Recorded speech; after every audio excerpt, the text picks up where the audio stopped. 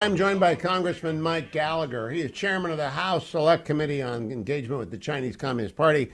Chairman Gallagher, for 25 years now, I've been able to live my January without playoff football on all but two occasions because the Browns have only been in the playoffs twice. Now, they have a 90% chance of being in the playoffs now, but I look at the poor Green Bay Packers at 6-8, and they lost to my friend Baker Mayfield. I mean, they lost to Baker.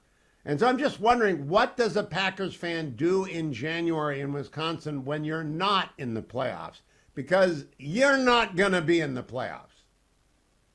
Well, let the record show, I don't think we've been statistically eliminated from the playoffs. We did blow it. I will grant that, Hugh, losing to the Giants and the Bucks. Let us hope at least that we can beat the Panthers this weekend. If we don't do that, then we are truly, truly not worthy of being in the playoffs. What do we do in January, Hugh? We go sledding. We freeze our butts off, okay? We drink a lot of beer and Wisconsin old fashions. These are Ice timeless fishing. My Ice second fishing. question Well, to you I is said drink beer. Wisconsin is ice fishing is merely an excuse to drink beer at 9 a.m. in the morning. So these are the things that we will be doing in January. because you're not going to the play. I mean, it's very sad. Although I like Baker Mayfield, I feel bad for you. Second question before we get to the serious stuff is I follow you on X, and I see you drinking milk in the hallway of Congress. And I explained to the fetching Mrs. Hewitt, something's going on about whole milk, which I don't really understand. I said, why is Mike drinking whole milk in Congress? I said, I don't know. I'll ask him. Why were you drinking milk in Congress, Congressman Gallagher? Because milk is delicious, and one should always drink milk every day. But also, we overruled. Remember when Michelle Obama released sort of dietary guidelines for kids that were supposed to be healthy but had the opposite effect? We overruled those restrictions and allowed for drinking whole milk in schools and in other programs. So it was a win for dairy states like mine everywhere, as well as a win for common sense. So that's why I was drinking milk in the halls of Congress. But I often walk through the halls of Congress drinking milk. I want to go back to the backstory because we could not understand. Was whole milk banned from school lunches? Effectively, whole milk was banned from school lunches. So Who we passed a who did that? bill. That was It an couldn't have Obama been. era. Michelle Obama does not actually have executive authority, though the Colorado Supreme Court might think that she does. But she doesn't. She doesn't have any authority. So who actually banned whole milk? It was executive branch guidelines. 13 years ago, federal guidelines prevented healthy, full-fat whole milk from being offered to our kids in school. So last week, we overturned that with the Whole Milk for Healthy Kids Act, which would allow schools to serve whole milk, which, I mean, you could argue that the federal government didn't have the authority in the first place to do it, and therefore we shouldn't have need to overturn it. But this is the business we're in, right? Like a complete expansion of executive authority that makes absolutely no sense. Take a step back. As you well know, Hugh, if you just look at sort of like the guidelines for a healthy diet 20 years ago, they were all screwed up. They were the opposite of what is healthy. So this should be a lesson in humility and a lesson in not just trusting the federal government bureaucrats or the so-called experts on anything. And certainly that was one of the biggest takeaways from our experience during the pandemic.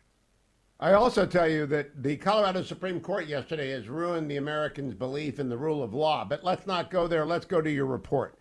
Because one of the things the federal government is supposed to do is provide for the common defense. That means economic defense as well. You've just put out a report, the Select Committee on Engagement with the Chinese Communist Party, with 150 different steps that could be taken to take the Chinese Communist Party's economic threat seriously. Do you expect any of them to be adopted by the Team Biden folks?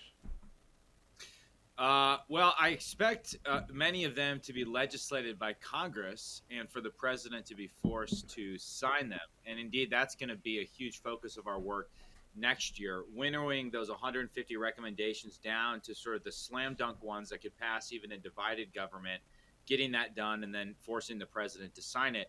At a broader level, I mean, to get an agreement on any one thing, let alone 150 things in a bipartisan fashion, is difficult in Washington, D.C. right now. So I'm very proud of the work we did. Obviously, with that extensive of a report, not everyone got everything they wanted, but our members were willing to come to the table and engage in principled compromise without compromising their principles. Beyond also the number 150, I think the more important number is 3. We didn't just put a laundry list of recommendations. We offered a strategy and an intellectual framework that had 3 major pillars: resetting our economic relationship with China, preventing American capital and technology from enabling the Chinese military and the Chinese Communist Party's human rights abuses, and then finally reinforcing protection, or finally building and here domestically in the United States, unlocking the power of our innovation, reinvigorating the arsenal of democracy once again. And so within those 3 pillars are nested a bunch of recommendations that we're hopeful we're going to be able to action early in the next Congress. Among those, I would say taking action on TikTok is incredibly important. Getting some resolution on this issue of American capital flowing to China is incredibly important. Strengthening our export controls. And one final note, Hugh, while we are recommending that we move away from permanent normal trade relations with China, and I think that's an idea that's long overdue, and we need to move them into a separate tariff column and modernize our entire trading relationship and bring Congress back into that discussion as we used to be. We are also recommending proactive trade agreements with key allies and partners. And as you know, Hugh, both parties have completely been silent on that issue. It's my argument that you cannot selectively decouple from China without simultaneously expanding our technological and economic partnerships within the free world. And that overall move is what you see reflected in this comprehensive report. Now, Mr. Chairman, at the beginning of this year, there was extraordinary momentum behind the committee. Events have intervened that are the consequences of an election year and the consequences of a closely divided Congress and the coup against Speaker McCarthy. Does the committee have the energy that it had last year entering the election year?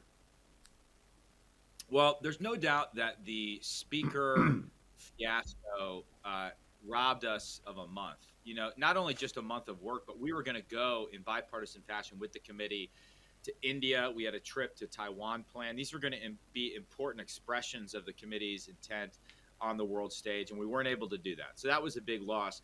What we now have, however, is that we've honed all of our investigative skills. We have many ongoing investigations, and because we don't own legislative jurisdiction, probably the best way where we can influence an outcome is by conducting thorough investigations that then tee up a legislative solution for the Committee of Jurisdiction.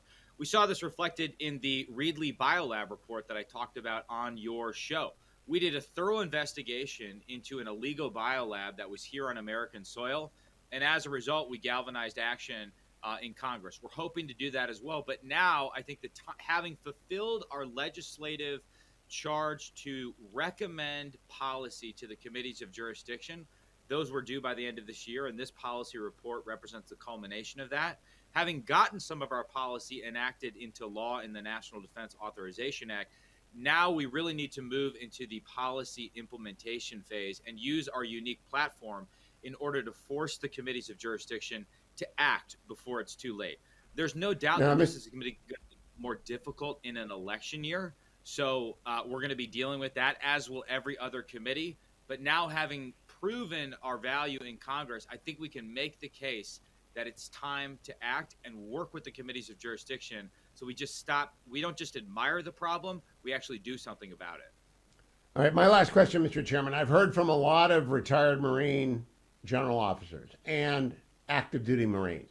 They do not like the Commandant's warfighting plan. They're upset with Marines in Congress like yourself and other Marines. There are a lot of Marines in Congress for not doing anything about the warfighting plan by the last Commandant.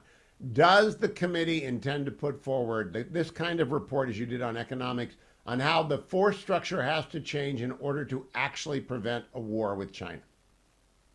Well, the first report we put out, called 10 for Taiwan, did just that. It focused on the 10 things this Congress could do that would enhance near-term deterrence. What are the critical systems we can invest in that, by the way, aren't that expensive, aren't as expensive as an amphibious ship, that could have a massive impact on our ability to deter a war with China?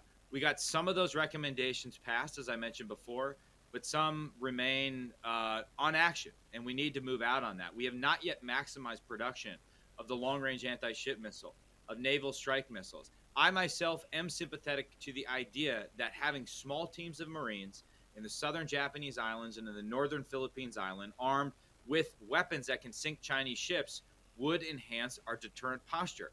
It's not a substitute for a lot of the things that the Marine Corps has traditionally done, but in terms of our priority national security problem, which is China and its threat to the global order and its specific threat to Taiwan.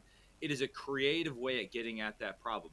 More broadly, Marines are going to do what Marines have always done, which is act as the nation's crisis response force, its expeditionary force in readiness, which means we cannot predict what the next conflict is going to be, but we have to be ready to fight. And no matter what weapon system we invest in, whether it's an autonomous joint-like tactical vehicle armed with a naval strike missile, or whether it is a tank, which has been a source of some controversy, the beating heart of the United States Marine Corps is the individual Marine and the rifle platoon and the warrior ethos that we espouse. And so we need to make sure that is never compromised. And that is where I have a concern about the entire military, which, because of a combination of politicization, weak leadership, and now a recruiting crisis, we're losing that warfighting ethos that is the foundation of everything, and far more important than whatever platform you decide to buy over the course of a 5-year defense plan. And that's where I think we need to focus a lot of our attention. Harder to legislate, but that's where we desperately need leadership in the American military today, and that's where we're failing. And I think that's correlated with the collapse of deterrence that our friends like Jerry Hendricks are writing about, because we don't have certain weapon systems. Chairman Gallagher, always a pleasure to talk to you. We'll talk about the Marine Corps at length another time. You have a very Merry Christmas, even though it's going to be one spent at home and not watching playoff football, because the Packers genuinely are awful. But we appreciate your joining us. Follow him at Rep Gallagher. Follow the Select Committee as well on X.